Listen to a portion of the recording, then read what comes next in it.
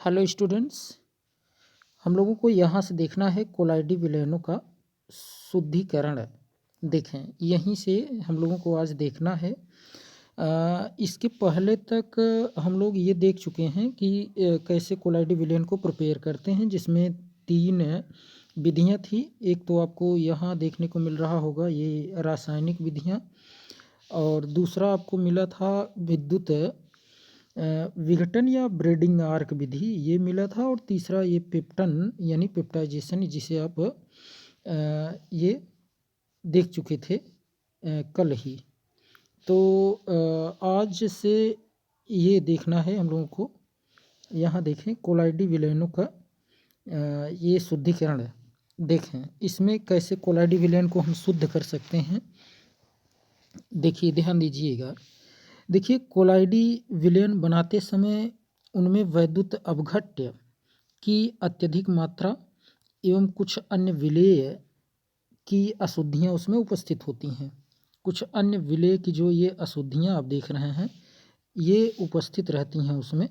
तो इसी को हमें बाहर निकालना होता है। विद्युत अपघट्य की, ध्यान दें, विद्युत अपघट्य की आंशिक मात्रा में उपस्थिति और कोलाइडी विलयन के अस्थायित्व के लिए आवश्यक है। अब देखिए, विद्युत अपघट्य की आंशिक मात्रा में अगर उपस्थिति है तो कोलाइडी विलयन क्या होगा? अस्थायी होगा। लेकिन इसकी अधिक मात्रा, ज़्यादा मात्रा अगर है तो कोलाइड को ये क्या करता है? कोआगुलेट कर देता है, उसे जमा देता है, स्कंदित कर देता है। अतः यह आवश्यक है कि इन विलेय अशुद्धियों की सांद्रता को अपेक्षित सीमा तक कम कर दिया जाए, मतलब उसे घटा दिया जाए, यानी बाहर निकाल दिया जाए। अशुद्धियों को आवश्यक सीमा तक कम करने के लिए जो ये प्रक्रम हम लोग यूज करते हैं कोलाइडी विलयन को शुद्ध करने का, उसी को ही हम लोग कहते हैं शुद्धिकरण। ठीक, अब कोलाइडी विलयनों का जो शुद्धिकरण है वो देखें कई विधियों द्वारा किया जा सकता है। जैसे एक तो डायलिसिस करते हैं, दूसरा विद्युत अपोहन करते हैं, ठीक, और तीसरा देखें अति सूक्ष्म निस्यंदन, ये भी किया जाता है। और इस तरीके से देखें ये 3 विधियां आपको मिलती हैं, इन्हीं के माध्यम से हम उसको शुद्ध करते हैं। तो एक एक करके देखते हैं। डायलिसिस देखिए बहुत इम्पोर्टेंट है, इस पर टिप्पणी आती है लिखने के लिए।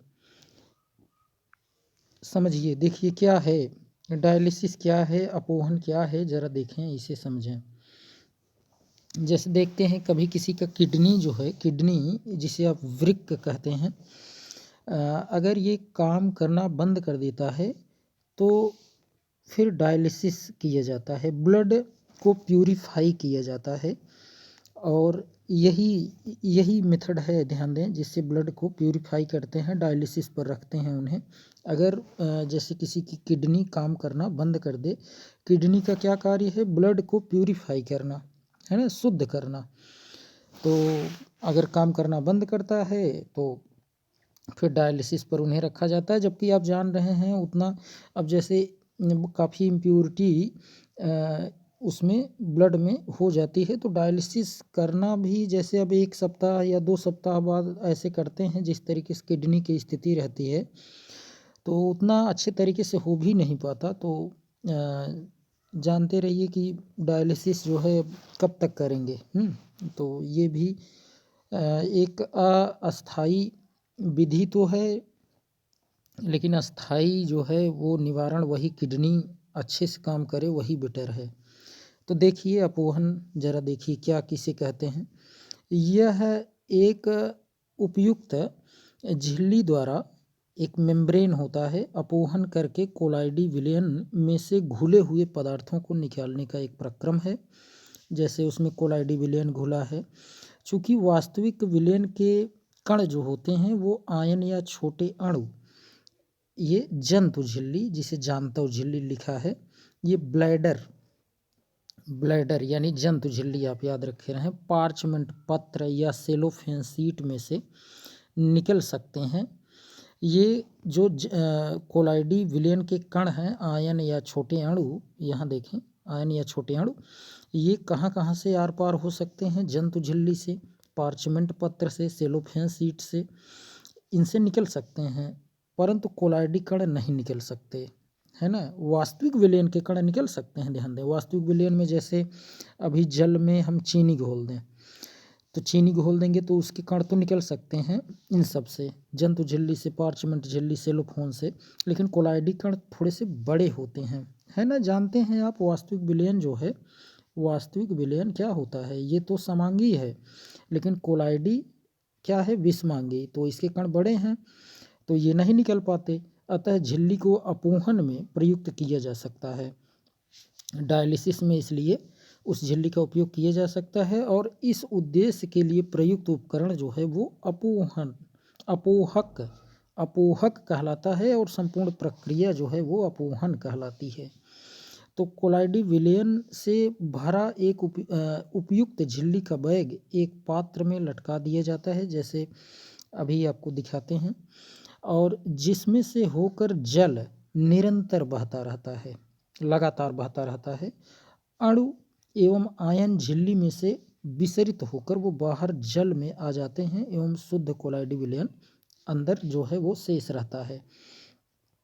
इसका जरा यहाँ फिगर देखें तो एकदम स्पष्ट हो जाएगा क्या है अपोहन। जरा देखिए, ध्यान दीजिए, ये आपको अपोहन यहाँ पर कराया जा रहा है। क्या होता है इसमें, जैसे ये अपोहक झिल्ली है, मान लीजिए कि ये जो है ये क्या है, चाहे जंतु झिल्ली, चाहे पार्चमेंट पत्र ले लीजिए, ठीक, या सेलोफेन, ये आपका एक अपोहक झिल्ली है, ठीक।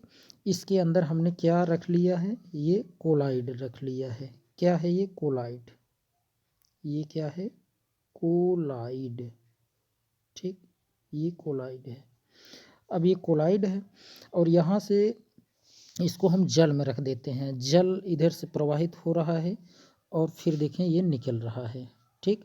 अब इसमें से क्या हो सकता है कि जो इम्प्यूरिटी है वो इस जंतु झिल्ली से बाहर निकलेगी, ठीक। जंतु झिल्ली से कहाँ निकलेगी, बाहर, बाहर की तरफ हो।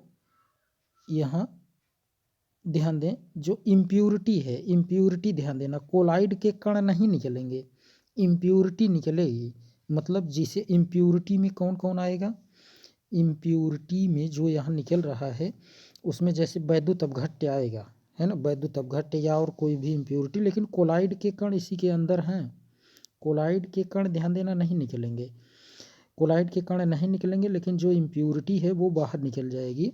और इसी देखिए, कोलाइड यहाँ, कोलाइड अंदर ही रहेगा, इम्प्यूरिटी जो है वही बाहर निकलेगी, ध्यान देना है ना, इम्प्यूरिटी जो है वही बाहर निकलेगी।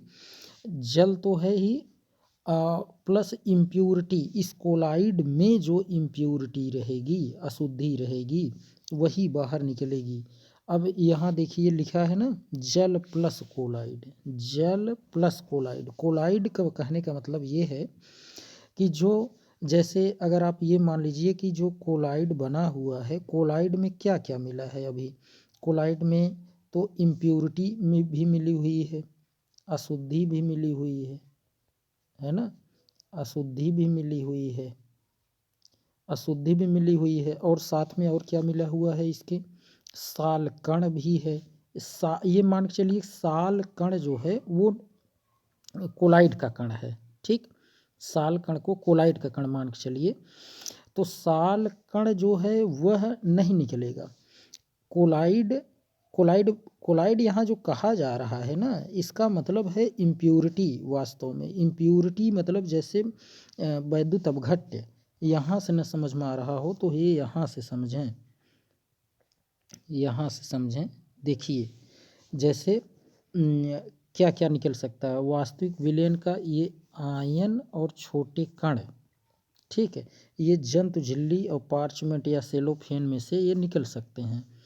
तो यही निकलेंगे, इसमें से यही आयन निकलेगा, छोटे अणु निकलेंगे, और इन्हीं को हम लोग क्या कह रहे हैं, इन्हीं को हम लोग कहेंगे ये वैद्युत अपघट्य, आप कह सकते हैं इन्हीं को, ठीक है, इन्हीं को क्या कह सकते हैं, वैद्युत अपघट्य कहेंगे। तो ये बाहर निकलेंगे, ठीक है।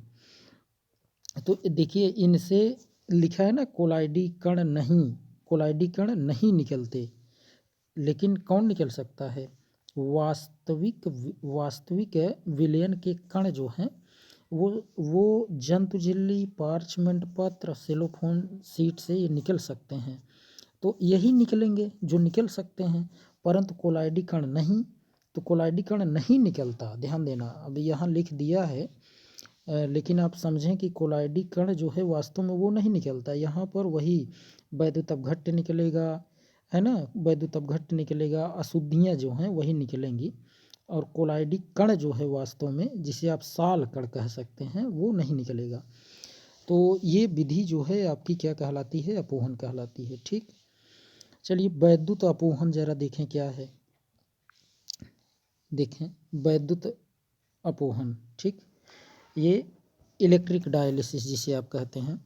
साधारणतया अपोहन का प्रक्रम जो है वो बहुत ही स्लो होता है, मंद होता है। यदि अशुद्ध कोलाइडी विलयन में विलेय पदार्थ केवल वैद्युत अपघट्य हो, विलेय पदार्थ क्या हो? केवल वैद्युत अपघट्य हो, ठीक, किसमें? कोलाइडी विलयन में। तो इसे विद्युत क्षेत्र लगाकर तेज किया जा सकता है, मतलब इसे थोड़ा और फास्ट किया जा सकता है, तब इस प्रक्रम को वैद्युत अपोहन नाम दिया जाता है। और कोलाइडी विलयन को एक उपयुक्त झिल्ली के बैग में रखा जाता है और तथा शुद्ध जल को बाहर लिया जाता है। शुद्ध जल जो है वो बाहर लिया जाता है, अभी फिगर में दिखाएंगे आपको। तो इसमें इलेक्ट्रोड लगा दिए जाते हैं, कैथोड और एनोड। तो कोलाइडी विलयन में उपस्थित आयन विपरीत आवेश वाले कोलाइडों की ओर वो झिल्ली से बाहर गमन कर जाते हैं और इसी को हम वैद्युत अपोहन कहते हैं। जरा वैद्युत अपोहन देखिए क्या है, यहाँ से समझें, ध्यान दें। जैसे ये तो हम ले ही लेंगे, ये चाहे सेलोफोन ले लीजिए, चाहे जंतु झिल्ली ले लीजिए, ठीक। अब इसमें हम ले लेंगे कोलाइडी विलयन को, इसके बाद हम एनोड लगा देंगे और कैथोड लगा देंगे, ठीक। अब देखिए, अगर हमारे पास अशुद्धि इसमें कैसी है? अशुद्धि वैद्युत अपघट्य के रूप में है, ठीक, वैद्युत अपघट्य के रूप में है। और अगर पॉजिटिव है, ध्यान दें, अगर पॉजिटिव है तो वो यहाँ से, जैसे मान लो यहाँ देखिए एक पॉजिटिव दिया गया है ना, पॉजिटिव, ये पॉजिटिव वाला निकल कर कहाँ जाएगा? तो ये पॉजिटिव वाला जो है ये निकल कर जाएगा कहाँ? कैथोड की ओर जाएगा, है ना, मतलब निगेटिव चार्ज की ओर जाएगा। कैथोड यहाँ है तो यहाँ देखें, ये कैथोड है ना, ये कैथोड है, कैथोड की तरफ ये निकल कर इधर चला जाएगा, इसलिए इस साइड दिखाया गया है। और निगेटिव जरा देखें, निगेटिव ये एनोड की तरफ पॉजिटिव की ओर चला आया है, तो ये इधर की तरफ निकल जाएगा, ठीक। और ये क्रिया थोड़ा सा वैद्युत अपोहन जब करवाते हैं तो ये फास्ट होता है, तेज होता है। वैसे डायलिसिस तो स्लो प्रोसेस है, लेकिन वैद्युत अपोहन जब करवाएंगे तो ये थोड़ा सा तेज होता है। तो इस तरीके से आप वैद्युत, यहाँ इलेक्ट्रिक करंट दी जाती है, यहाँ एनोड और कैथोड से यहाँ पर अटैच कर दिया जाता है इलेक्ट्रिक करंट को।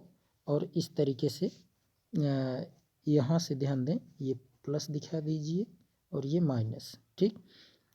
तो इस तरीके से यहाँ ये फास्ट हो जाती है प्रोसेस, तो इसी को हम लोग कहते हैं वैद्युत अपोहन, ठीक। प्लस को प्लस से जोड़ते हैं, माइनस को माइनस से। प्लस वाले इंड को देखें बड़ा बनाते हैं, ये भी जानते रहिए। जैसे प्लस वाला इंड जो है ये देखिए बड़ा बनाते हैं, ये बड़ा बनाते हैं इसको बड़ा, और माइनस वाले को छोटा बनाते हैं, ठीक। और इसी को हम लोग क्या कहते हैं? तो ये आपका क्या हो जाएगा? ये तो सेल कहलाता है ना। ऐसे कई जोड़ देते हैं, अगर कई जोड़ते हैं तब वो बैटरी कहलाती है। ये तो आपको फिजिक्स में बताया जाता होगा, है ना। ये प्लस वाला बड़ा पार्ट है और छोटा वाला जो बनाते हैं ये माइनस। ये ऐसे कई जोड़ दिए तब ये बैटरी कहलाएगी। अब क्या कहलाएगा? ये बैटरी। ये बैटरी और सेल में अंतर है। अगर यही केवल इतना बना दिए, एक केवल बना दिए, तब ये क्या कहलाएगा? तब तो ये सेल हो गया, तब ये सेल है। और कई अगर ऐसे सेल जोड़ देते हैं तब क्या कहलाता है? बैटरी कहलाता है, ठीक। ये आप फिजिक्स में पढ़े होंगे और हम लोग इसको उस चैप्टर में भी पढ़े थे, इलेक्ट्रोकेमिस्ट्री वाले चैप्टर में भी पढ़े थे, ठीक। तो ये वैद्युत अपोहन हुआ, ठीक। अब देखिए, जैसे अति सूक्ष्म निस्यंदन क्या है, जरा इसी से भी समझें। अति सूक्ष्म निस्यंदन अति सूक्ष्म निस्यंदन वह प्रक्रम है जिसमें विशेष रूप से निर्मित निस्यंदन या निस्यंदन कहिए या निस्यंदक कहिए या फिल्टर कहिए हैं द्वारा जो कोलाइडी कणों के अलावा अन्य सभी पदार्थों के लिए पारगम्य हो। किसके किसके लिए जरा समझें। अति सूक्ष्म निस्यंदन वह प्रक्रम है जिसमें विशेष रूप से निर्मित निस्यंदक मतलब जो छानने के बाद बचता है, निर्मित निस्यंदक द्वारा जो कि कोलाइडी कणों के अलावा, कोलाइडी कण के अलावा अन्य सभी पदार्थ के लिए ये क्या है, पारगम्य होता है। मतलब कोलाइडी कण इससे आर पार नहीं जाएगा और सब के सब आर पार जा सकते हैं। यही हर जगह हो रहा है। कोलाइडी विलयन में उपस्थित विलायकों एवं घुलनशील विलेय को पृथक किया जाता है इससे। और कोलाइडी कण जो है सामान्यतः निस्यंदक पत्र में से गुजर सकते हैं। मतलब कोलाइडी कण सामान्य निस्यंदक पत्र से, जो सामान्य निस्यंदक पत्र होगा उससे गुजर सकते हैं क्योंकि इनके रंध्र बहुत बड़े होते हैं। किंतु कोलाइडी कणों को निकलने से रोकने के लिए निस्यंदक को कोलोडियन में संसेचित कर, देखिए निकल तो सकते हैं कोलाइडी कण भी और सब निकल सकते हैं, कोलाइडी कण भी निकल सकते हैं, लेकिन जिससे कोलाइडी कण न निकले इसलिए जो आपका ये हम पार्चमेंट या फिर जंतु झिल्ली लिए रहेंगे उसको क्या करेंगे, कोलोडियन में संसेचित कर इसके रंध्रों का आकार छोटा किया जा सकता है। मतलब कि इसको कोलोडियन एक जेल लाइक लिक्विड है, उसमें इसको डिप करेंगे तो जो उसके बड़े बड़े थोड़े से, ये जो इतना बड़ा सा यहाँ दिख रहा है ये थोड़ा सा छोटा हो जाता है। तो इसमें से अब केवल कौन निकल पाएगा, तब इसमें से केवल कोलाइडी विलयन ही नहीं निकल पाएगा और सब के सब निकल जाएंगे। ठीक, तो सामान्यतः कोलोडियन एल्कोहल एवं ईथर के मिश्रण में नाइट्रोसेलुलोज का 4%। अब देखिए क्या है कोलोडियन समझिए, इसको नाइट्रोसेलुलोज का 4% विलयन होता है। कोलोडियन क्या है, एल्कोहल एवं ईथर के मिश्रण में, एल्कोहल जैसे आप C2H5OH ले लीजिए, ठीक है, एल्कोहल ले लीजिए, एल्कोहल एवं ईथर मतलब आप डाई मेथिल ईथर ले लीजिए CH3OCH3 ये ले लीजिए, ठीक, और 4%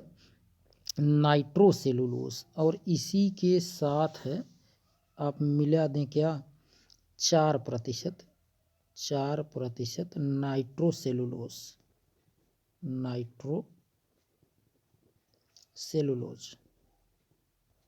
सेलुलोज। तो इसी को हम इन्हीं सभी को मिला के हम लोग क्या कहेंगे, कोलोडियन। इन्हीं को क्या कहेंगे, कोलोडियन। और वो जो अभी हम लोग देख रहे थे जंतु झिल्ली, ठीक, या सेलोफोन, इन सबको जब इसमें डिप कर देंगे, डुबो देंगे, तो उसका जो आकार है वो छोटा हो जाएगा और उससे अब कोलाइड के जो कण है जिसे आप परक्षिप्त प्रावस्था कहते हैं वो नहीं निकलेगा।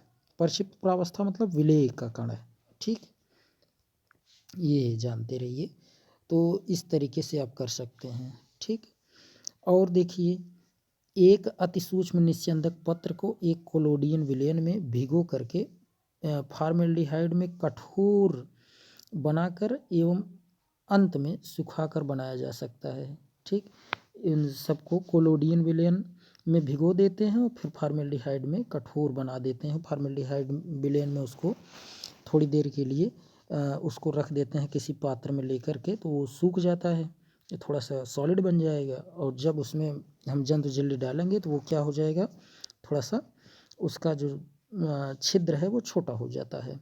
इस प्रकार के अति सूक्ष्म निस्यंदक पत्र का प्रयोग कोलाइडी कणों को अन्य पदार्थों से अलग कर लेते हैं। और अति सूक्ष्म निस्यंदक एक धीमा प्रक्रम है, और प्रक्रम की गति बढ़ाने के लिए दाब यानी प्रेशर या तो लगाएं या चूषण का प्रयोग किया जाता है। शुद्ध कोलाइडी विलयन प्राप्त करने के लिए निस्यंदक पत्र पर शेष बचे कोलाइडी कणों को ताजे परिक्षेपण माध्यम के साथ हिलाया जाता है, यानी कि उसको उसमें क्या करते हैं, विडोलते हैं, ठीक, इस तरीके से आप ये कर सकते हैं अति सूक्ष्म निस्यंदन। ठीक, तो जानते रहिए। अब कोलाइडी विलयनों के कुछ गुण आप जरा देखें। कोलाइडी विलयन के कुछ गुण होते हैं, इस पर भी टिप्पणियाँ आती हैं, लिखने के लिए ध्यान दें। कोलाइडी विलयनों का गुण जरा देखें। एक तो अणुसंख्य गुण, अणुसंख्य गुण आप पढ़े ही हैं, है ना। अवाष्पशील विलेय पदार्थ जब मिलाते हैं तो अणुसंख्य गुण दर्शाता है। अणुसंख्य गुण में आप पढ़े होंगे क्या क्या मिलेगा आपको। परासरण दाब मिलेगा, वाष्प दाब का अवनमन, और ये जिसे कहते हैं क्वथनांक का उन्नयन, है ना। क्वथनांक का उन्नयन और हिमांक का अवनमन। ठीक, ये सभी अणुसंख्य गुण कहलाते हैं। तो ये तो आप पढ़े हैं पहले से, इसलिए ये गुण भी दिखाता है कोलाइडी विलयन, जानते रहिए। अणुसंख्य गुण भी दिखाता है। और टिंडल प्रभाव जरा देखें, ये सबसे इम्पोर्टेंट है आपका, ध्यान दें। टिंडल इफेक्ट, इसका फिगर अभी हम लोग देखेंगे, पहले थोड़ा सा यहाँ देख लीजिए टिंडल इफेक्ट क्या है। ठीक, समझिए टिंडल इफेक्ट क्या है। इसको एक साइंटिस्ट है, टिंडल नामक वैज्ञानिक ही थे, उन्होंने बताया था। यदि अंधेरे में रखा एक समांगी विलयन, ध्यान दीजिए, समांगी विलयन होगा तो ये तो टिंडल इफेक्ट नहीं दिखाएगा, विषमांगी होना चाहिए। तो प्रकाश की दिशा से देखा जाए तो यह स्वच्छ दिखाई देता है, मतलब एकदम क्लीन दिखाई देगा, उसमें कण नहीं दिखाई देंगे। यदि इसे प्रकाश किरण पुंज की दिशा के लंबवत दिशा से देखा जाए तो यह पूर्णतया अदीप्त दिखाई देता है ना। कोलाइडी विलयन को भी इसी प्रकार से पारगम्य प्रकाश द्वारा देखने पर पर्याप्त स्वच्छ या पारदर्शी, अगर उसको पारगमन प्रकाश द्वारा देखेंगे तो वो भी स्वच्छ एवं पारदर्शी दिखेगा, यानी जिसके आर पार देखा जा सके, यानी दिखाई देता है। परंतु उन्हें प्रकाश के पथ की दिशा से समकोण दिशा में देखने पर, ध्यान दें, समांगी विलयन में तो ऐसा नहीं होगा, लेकिन विषमांगी कोलाइडी विलयन जो होता है ये विषमांगी है, ध्यान देना, ये विषमांगी है। और जो वास्तविक विलयन है वो समांगी है। वास्तविक में जैसे जल में चीनी घोल दें, कोलाइडी विलयन गोंद हुआ, गम है ना, जेली हुआ, ये सब आपका कोलाइडी में आ जाएगा। तो कोलाइडी ही है जो टिंडल इफेक्ट दिखाता है, ध्यान देना है। तो अब जरा देखिए, परंतु उन्हें प्रकाश के पथ की दिशा से समकोण दिशा में देखने पर वे मंद से प्रबल दुधियापन दर्शाते हैं, अर्थात प्रकाश किरण पुंज का पारगमन पथ नीले प्रकाश से प्रदीप्त हो जाता है, मतलब नीला प्रकाश जैसा दिखाई देता है। प्रदीप्त मतलब चमक।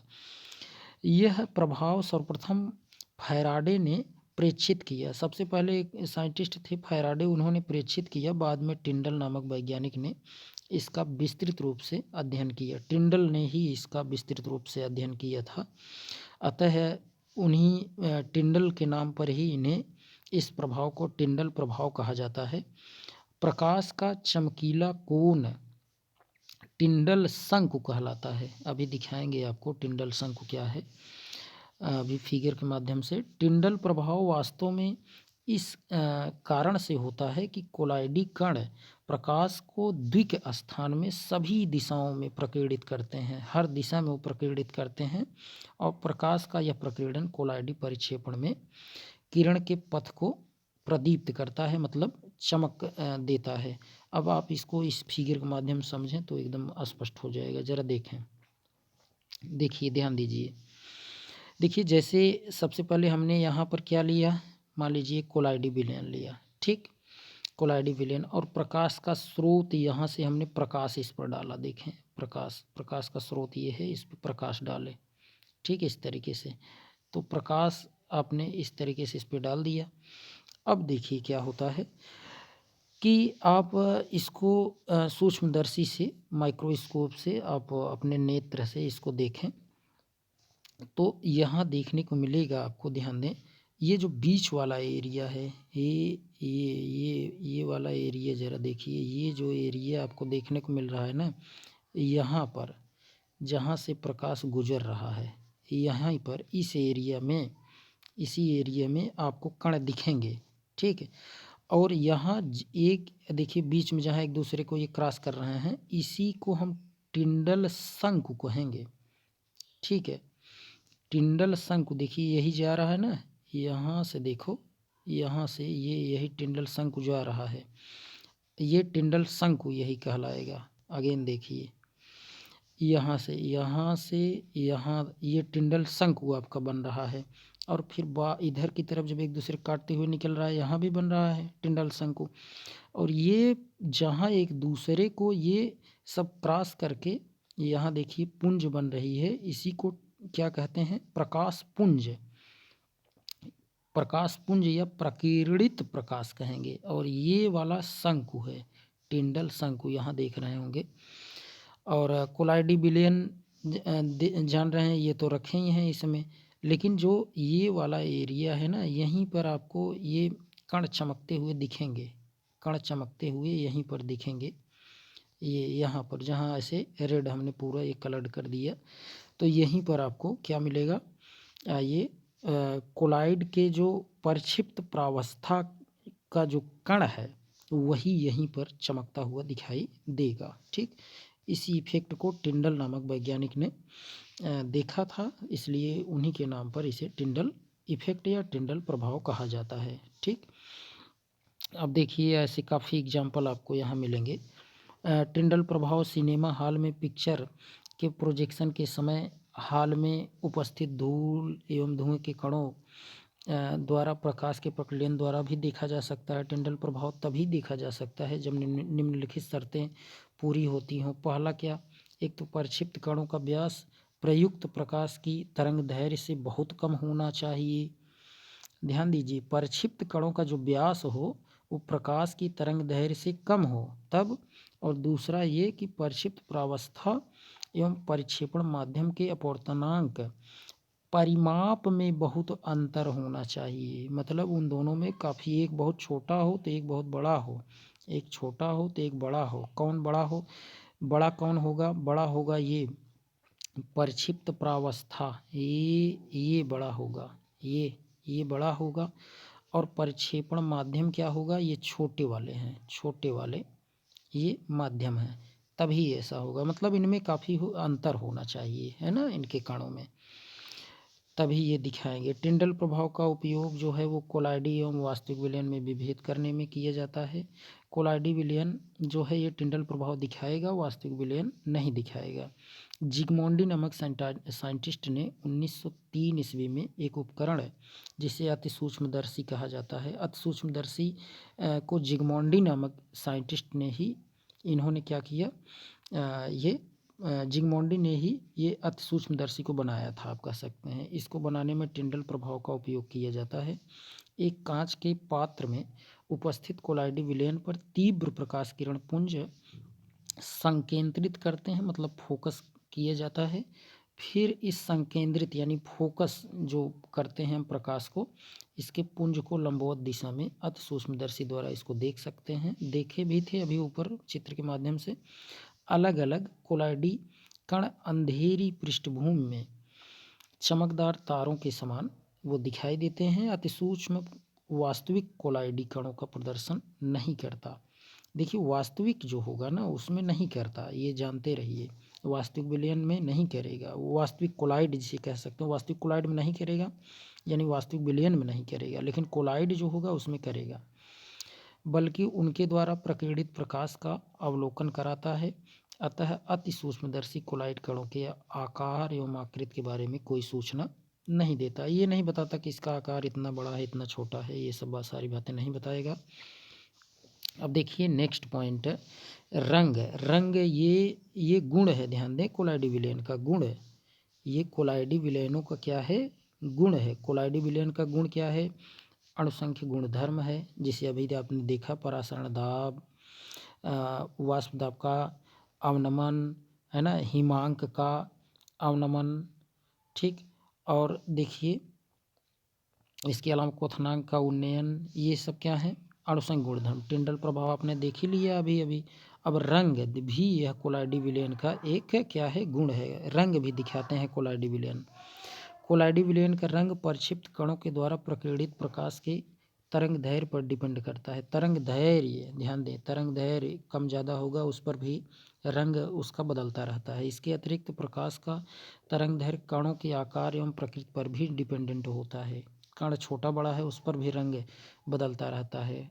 कोलाइडी विलयनों का रंग प्रेक्षक द्वारा प्रकाश को ग्रहण करने के तरीके पर भी डिपेंड करता है। प्रेक्षक मतलब जो प्रेक्षण कर रहा है वो किस तरीके से उस प्रकाश को ग्रहण कर रहा है, कैसे उसके रेटिना पर पड़ रहा है, उस पर भी डिपेंड करता है कि उसका रंग कैसा होगा। उदाहरण के लिए दूध एवं पानी का मिश्रण परावर्तित प्रकाश में देखने पर नीला, परावर्तित में देखेंगे नीला, एवं संचरित प्रकाश में देखने पर लाल दिखाई देता है।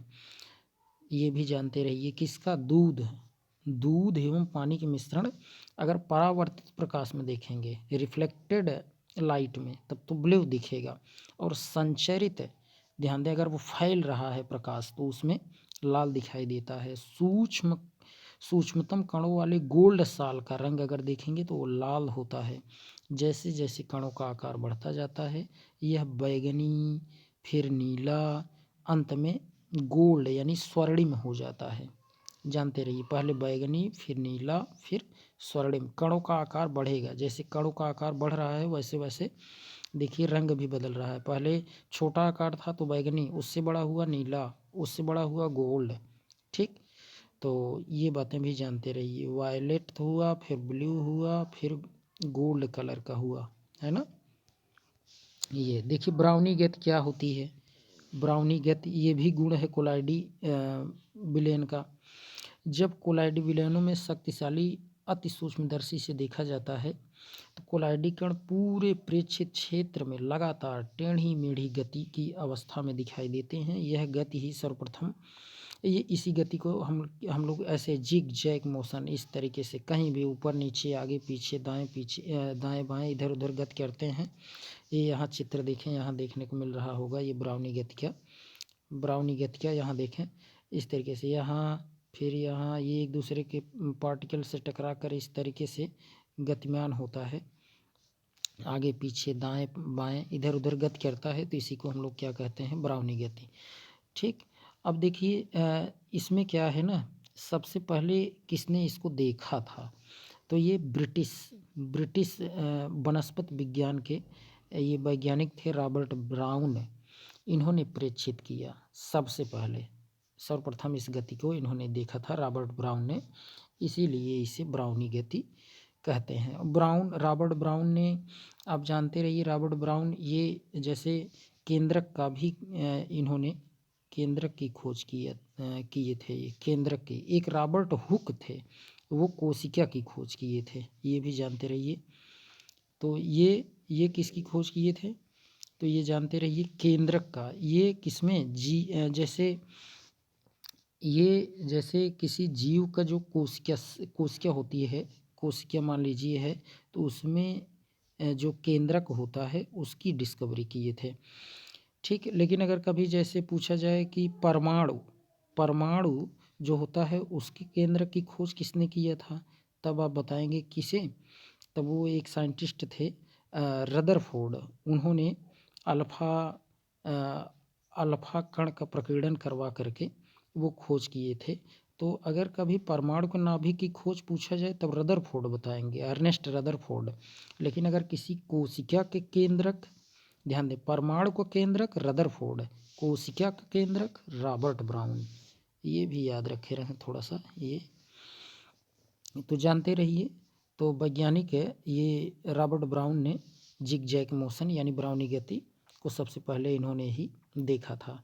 यह गति कोलाइड की प्रकृति से स्वतंत्र है, परंतु कणों के आकार एवं विलयन की श्यानता विस्कासिटी, गाढ़ापन है ना, गाढ़ापन उस पर डिपेंड करती है। कण धीरे गति करेगा, तेज करेगा, है ना। जैसे अभी शहद देखें गाढ़ा होता है, और जो जल है उसके कण क्या हैं, वो बहुत ही सूक्ष्म होते हैं। तो जल वाला तो बहुत तेज गति करेगा, है ना।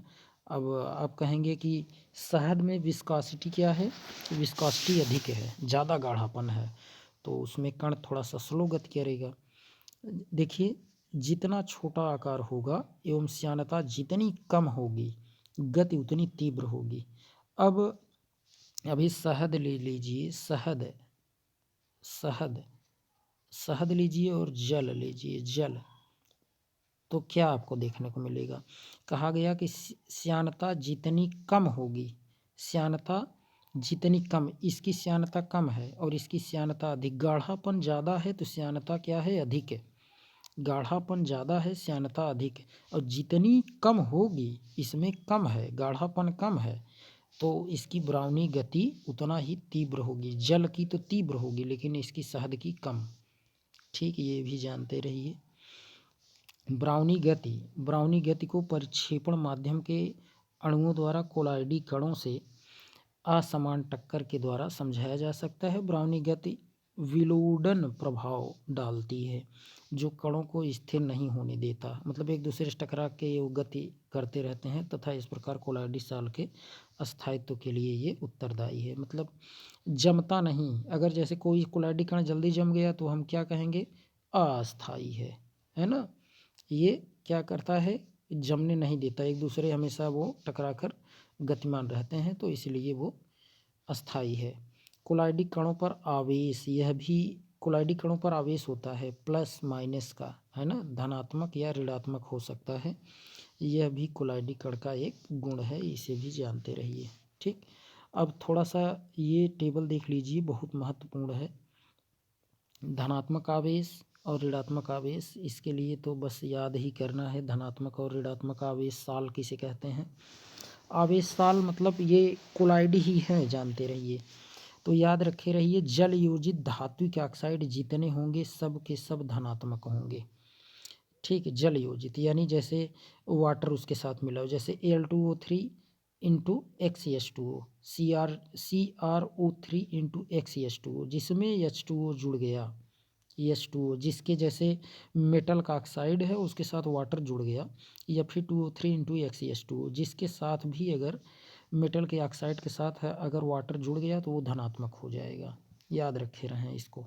ठीक है, इस बात को याद रखे रहें कि जैसे अभी आप देखें यहाँ Al2O3 इंटू XH2O, ठीक, ऐसे ही अब जितने भी अगर मिले, ये मेटल हो गया, है ना, मेटल के ऑक्साइड के साथ अगर जल के अणु जुड़े हैं तो वो सब के सब धनात्मक, इसको याद रखे रहिए, वो सब के सब क्या हो जाएंगे, धनात्मक आवेशित साल कहे जाएंगे।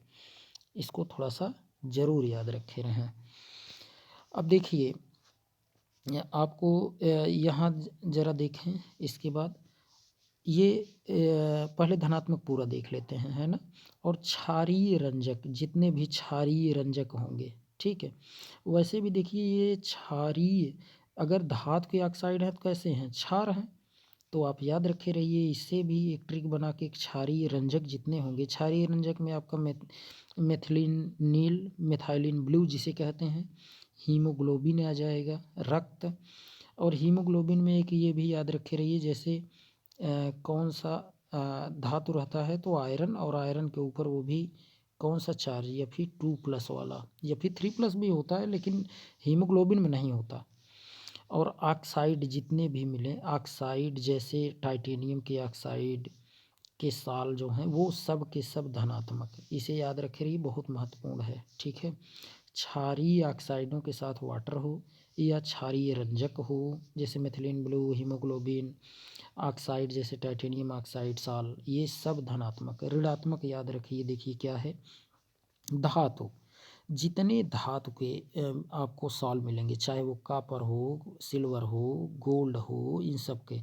अब आप कहेंगे धातु है, धातु तो इलेक्ट्रॉन निकाल करके धनायन बनाता है, लेकिन फिर क्यों ऋणायन है, तो यही याद रखना है इसी को इस तरीके से कि देखिए इसके कारण होते हैं, जैसे अभी मान लो आप सिल्वर ले लो, Ag, इसके आयोडाइड ले लीजिए, ठीक, सिल्वर आयोडाइड आप ले लीजिए। अब इसके साथ अगर आप जैसे आयोडीन ये मिला दिए तो यही आपका कहा जाएगा क्या, यही आपका कहा जाएगा ऋणात्मक आवेशित साल। कैसे पता चला, यहाँ प्लस है, यहाँ माइनस है, और यहाँ देखें माइनस, यहाँ माइनस, यहाँ प्लस, तो दो माइनस हो गए ना, तो इसलिए ये ऋणात्मक आवेशित साल। अभी अब नीचे मिलेगा आपको बताएंगे। देखिए तो धातु के जितने साल मिले, चाहे कॉपर, सिल्वर, गोल्ड, वो सब ऋणावेशित। धात्विक सल्फाइड जितने मिले, चाहे वो आर्सेनियस सल्फाइड मिले, चाहे स्टीबियम सल्फाइड मिले, चाहे यहाँ देखें ये कार्बन डाइसल्फाइड अगर मिल रहा है, तो इनके साल जितने होंगे सब के सब ये ऋणावेशित। अम्लीय रंजक, जैसे अम्लीय रंजक में देखें एसिडिक वाले ये सब हैं, जैसे इवोसिनोफिल्स देखते हैं कभी ब्लड का आप वो जब जांच करवाते हैं, इवोसिनोफिल्स, इस्नोफिलिया जिसे आप कहते हैं, तो इवोसिन वो पार्टिकल भी आपका अम्लीय रंजक है, ध्यान दें, वो ऋणात्मक आवेशित होगा।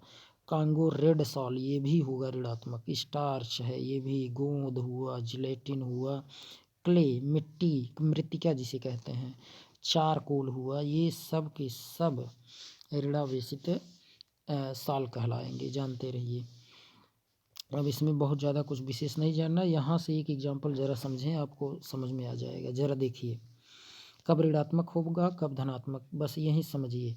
जैसे AgI है, AgI, ठीक, सिल्वर आयोडाइड। अब इसमें हम अगर आयोडीन मिला रहे हैं, आयोडीन, यहाँ आयोडीन पर माइनस है, यहाँ Ag पर पॉजिटिव है, तो देखिए ऋणायन बढ़ गया, इसलिए ऋणावेशित साल, इसलिए यहाँ ऋणावेशित साल लिखा गया। अब धनायन वाला ज़रा देखो, अगर आपके पास AgI है, अब इसमें आप Ag सिल्वर आयन जोड़ दिए, तो आयोडीन पर तो नेगेटिव, Ag पर पॉजिटिव। अब इस बार एक ही ऋणायन है लेकिन धनायन कितने हो गए, दो, तब ये आपका धनावेशित साल कहलाएगा। ये तरीका है पकड़ने का, जैसे अगर कभी मिले। ऐसे ही यहाँ देखें, इसमें ज़रा देखिए, ये धनावेशित में ज़रा देखिए Fe2O3 और ये इंटू XeH2, अब इसमें Fe मिला दिए, तो Fe मतलब धनावेशित बढ़ गया, इसलिए धनावेशित। और यहाँ देखिए ज़रा, इस बार OH माइनस ऋणावेशित बढ़ा दिए, इसलिए ये ऋणावेशित हो जाएगा, ठीक। ऐसे ही और देखिए, यहाँ एक एग्जांपल ज़रा समझें। इसमें देखिए, इसमें देखिए जब सिमिलर मिलेगा तब तो ठीक है, लेकिन यहाँ अगर आपको इस तरीके से मिल गया तब दिक्कत हो जाएगी। जैसे अब आपने क्या किया, यहाँ AgI था, आयोडीन अगर मिलाते, केवल आयोडीन मिलाते तब तो ऋणावेशित हो जाता, केवल आयोडीन मिलाते तब ऋणावेशित हो जाता, लेकिन आपने क्या किया, पोटेशियम आयोडाइड मिला दिया। अब आपके पास अगर AgI है, आपने KI मिला दिया है ना, तो आई को तो कैंसिल ख़त्म कर दिए, यहाँ आई एक दूसरे को कैंसिल कर दिया। अब आप कहेंगे इस पर भी माइनस चार्ज, इस पर भी माइनस चार्ज, क्यों ख़त्म कर दिया। देखिए सिमिलर अगर हैं, सम आयन इफेक्ट दिखाना शुरू करते हैं, तो इसलिए ये समाप्त हो जाएगा। तो ये पॉजिटिव वाला बढ़ गया, पॉजिटिव वाला यहाँ पर देखें, पॉजिटिव वाला ये यहाँ बढ़ गया, और सम आयन इफेक्ट यहाँ ये दिखाएगा। अब सम आयन जब ज़्यादा हो गया, तब सम आयन ज़्यादा हो गया तो ये ऋणावेशित कहलाएगा, ठीक, समझ में आया। फिर से देखिए, जैसे आपने यहाँ देखा आई, ये सम आयन इफेक्ट के कारण ये अपना इफेक्ट दिखाएगा, सम आयन प्रभाव दिखाएगा। निगेटिव वाला यहाँ सम आयन दिखा रहा है, जो सम आयन प्रभाव जो दिखाएगा वही ऋणावेशित कहलाएगा।